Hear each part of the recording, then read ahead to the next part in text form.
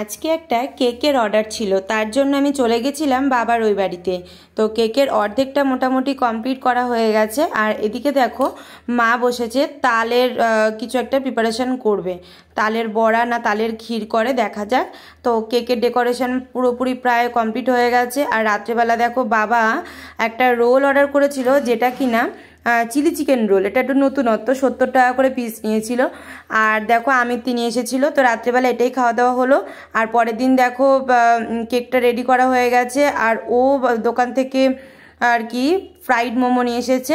তো যে দাদাটার জন্মদিন ছিল, সে দাদাটার জন্মদিনের দিনই কিন্তু এটা দুদিনের ব্লগ মিলিয়ে দিচ্ছে। আর এই যে রুটি মাংস দেখছো, এটা কিন্তু কাকা দিয়েছিল, কাকা আর কি ভালোবেসে খাওয়ার জন্য নিয়ে এসেছিল। আর এই যে বিরিয়ানিটা দেখছো, এটা হচ্ছে যে দাদাটার জন্মদিন ছিল, দাদাটা আমাদেরকে ট্রিট দিয়েছে, তো সেই বিরিয়ানিটাই আজকে রাত্রেবেলাতে খাবো।